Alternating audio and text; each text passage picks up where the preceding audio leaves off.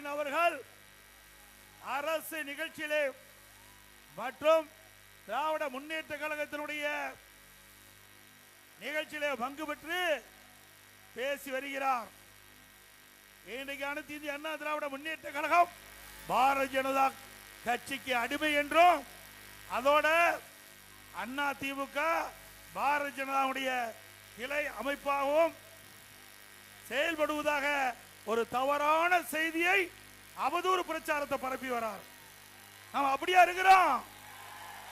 சொந்த காலில் நிற்கின்ற கட்சி அண்ணா திமுக கட்சி, உழைப்பாளில் இறைந்த கட்சி, இளைஞர் பட்டாளங்கள் இறைந்த கட்சி, பொன்மன சம்பல் புரட்சி தலைவர் எம்ஜிஆர் தோற்றுவித்த இயக்கம், அம்மா கட்டிக்காத்த இயக்கம், ஏழைகளை ஏற்ற பெய்த இயக்கம் அண்ணா திமுக இயக்கம். அப்படிப்பட்ட இயக்கத்தை பார்த்து திரு ஸ்டாலின் அவர்கள் ஒரு அவதூறு பிரச்சாரத்தை பரப்பி வருகிறார். அண்ணா திமுகவை பொறுத்த வரைக்கும் யாருக்கும் அடிமை இல்லை, சுதந்திரமாக செயல்படுகிற கட்சி. திமுக கட்சி அடிமை கட்சி, காங்கிரசுக்கு அடிமை.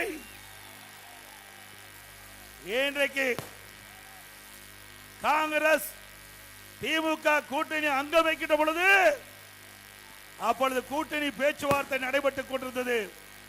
அந்த காலகட்டத்தில் அங்க அறிவாலயத்தில் முதல் மாடியில ரைடு, தரைத்தளத்தில் கூட்டணி பேச்சுவார்த்தை. இதுதான் திமுக அடிமை. அண்ணா திமுக அப்படி அல்ல. அண்ணா திமுக பொறுத்த வரைக்கும் தன்மானம் உள்ள கட்சி, வீர மரபுகள் நிறைந்த கட்சி. ஆகவே ஸ்டாலின் அவர்களே, வேண்டுமென்று திட்டமிட்டு எவ்வளவு அவதூறு பிரச்சாரத்தை பரப்பினாலும் உங்களுடைய பிரச்சாரம் எடுபடாது என்பதை மட்டும் ஆணித்தரமாக நான் தெரிவித்துக் கொள்கின்றேன்.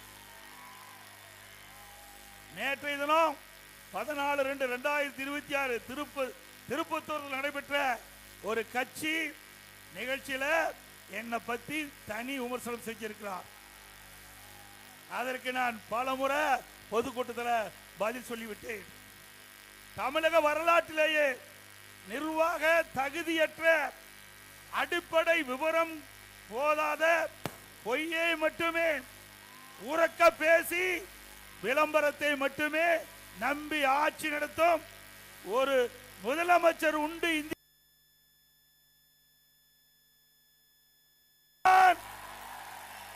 ஸ்டாலின் தான்.